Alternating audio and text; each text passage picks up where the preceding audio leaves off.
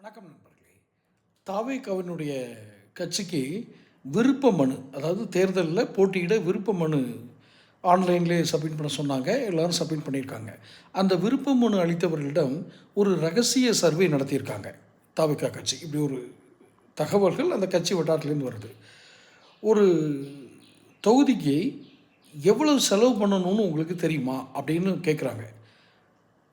அந்த விருப்ப மனு அளித்தவர்கள் எவ்வளோ செலவு பண்ணணுன்றத ஒரு காமன் சென்ஸில் சொல்கிறது தான்.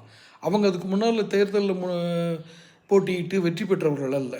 ஆனால் அவர்களிடம் கேட்கப்பட்ட கேள்வி, ஒரு தொகுதிக்கு எவ்வளோ செலவு பண்ணணும், ஒரு தொகுதியில் தேர்தல் பிரச்சாரம் செய்ய வேண்டும் என்றால் எத்தனை பேரை நீங்கள் அழைத்து செல்வீர்கள், அந்த எத்தனை பேரை அழைத்து செல்கிறீர்களோ அத்தனை பேருக்கும் ஊதியம் உங்களால் கொடுக்க இயலுமா, போஸ்டர் அடிக்கணும், நோட்டீஸ் கொடுக்கணும், தேர்தல் ப்ரமோஷனல் எலெக்ஷன் ப்ரமோஷனல் ஒர்க்கு, இதையெல்லாம் செய்வதற்கு உங்களிடம் பணபலம் இருக்கிறதா, அப்படி என்றால் எவ்வளவு செலவு செய்யலாம் என்று நீங்கள் ஒரு பட்ஜெட் வைத்திருக்கிறீர்கள், இதையெல்லாம் கேள்வியாக கேட்கிறார்கள். காரணம், அதை செலவு பண்ண போகிறாங்கன்னு அர்த்தம் அல்ல, இவர்களுக்கு அந்த நாலேஜ் இருக்கா. ஏன்னா எதிர்கட்சிகள் அந்த அந்த தோரணையில் இருப்பாங்க,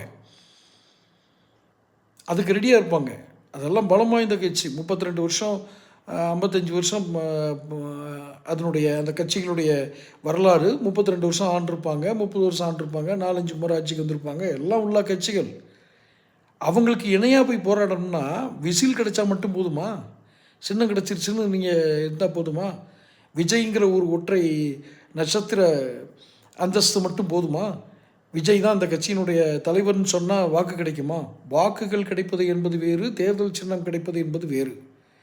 இந்த தேர்தல் சின்னத்திற்கு எவ்வளோ வாக்குகள் கிடைக்கும் என்று நீங்கள் உங்களால் யூகிக்க முடியுதான்னு கேள்வி கேட்டிருக்காங்க.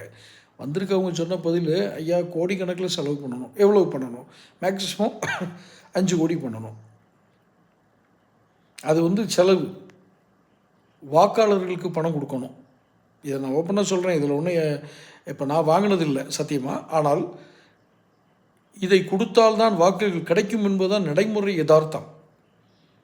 இத்தனை கேள்விகளும் தாவேகா வேட்புமனு கொடுத்தவங்கள்ட்ட கேட்டிருக்காங்க. என்ன பதில் கிடைக்கும்? பொறுத்திருந்து பார்ப்போம். தொடர்ந்து பேசுவோம். சேனல் சப்ஸ்கிரைப் பண்ணிக்கோங்க.